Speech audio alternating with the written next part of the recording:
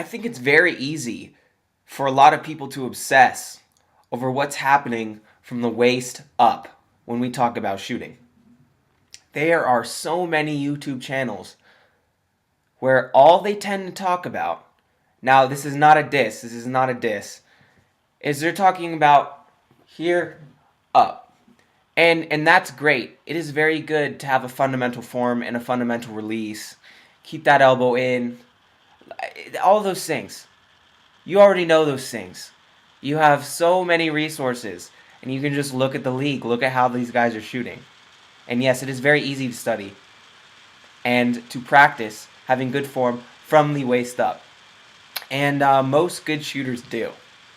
But something that people don't look at enough, and I want to see more people talking about this, and I will talk about this as soon as I am off crutches, out of my boot. I'll be making videos about footwork to set up your shot, is what's happening from the waist down. Great shooters have great balance, and they have great footwork as well. Now, shooting footwork is different than post footwork or defensive footwork. There's so many ways that you need to develop your footwork as a shooter to be able to shoot in any situation. And the footwork that I'm seeing being talked about most often right now is the hop. And I'm not going to debate that.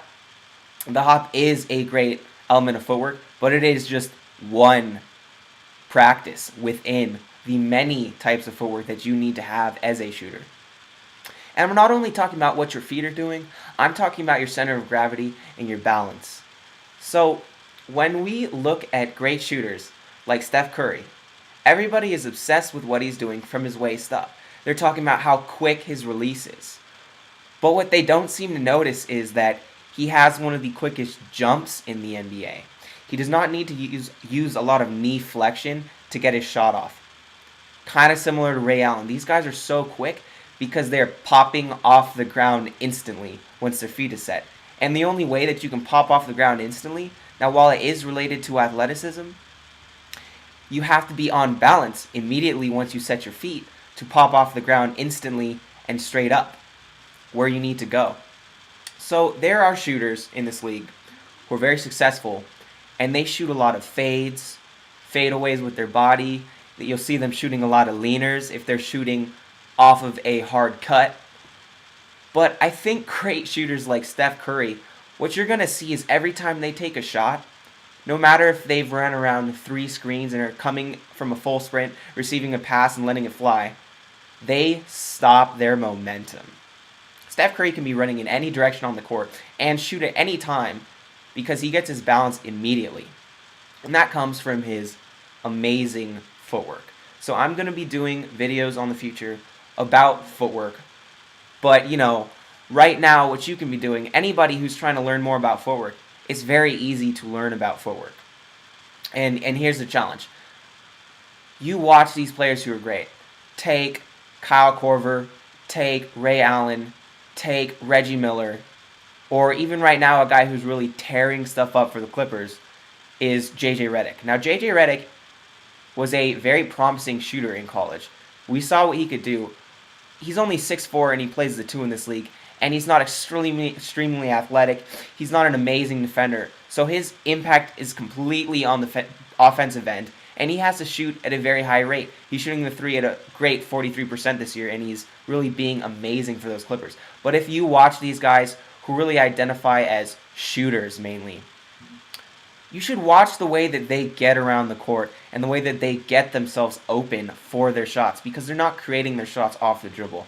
They're creating their shots by creating chaos for the defense, by running all over the court, by screening for their teammates, being helpful even on possessions where they never touch the ball. But that's what's making them so dangerous. So watch the way that they're running around those screens. Watch the way that they're getting themselves in position. And watch what they do with their feet as they're coming around the screen ready to shoot. And if you're looking at guys that create their own shots at great efficiencies and high rates, like Steph Curry and James Harden, look at what they're doing. They're doing it off the dribble. And having good footwork off the dribble is even harder than having great footwork coming off of screens. Because you're dealing with the ball, you're dealing with your defender, and you're creating your own space. So it's really amazing seeing what they're doing with their feet. And so here's what you can do if you're watching the game, and this is very intellectual, and it really makes it fun for me. I will sometimes watch the game, or I'll be watching clips on YouTube, montages, compilations, and I'll say, you know what? I'm not going to look at the ball. I'm not going to look waist up. I'm going to focus completely waist down. And not only am I going to look at what they're doing with their feet, I'm going to also look at the defender's feet. Because these guys are so great, not because they've just developed their moves and their counter moves, it's because their ability to read the way that they're being defended and act on an instant. They always know where to go. They know where the space will be. And that's why a guy like James Harden is devastating and impossible to guard. That's why he's drawing more fouls than anybody in the NBA, is because he knows where the defender is going to go. He knows how to get the contact. And he also knows how to make that step back and drop threes and drop mid-ranges. So watch these guys. Watch what they're doing with their feet. And if you're just watching a guy like a pure shooter, if you're a pure shooter,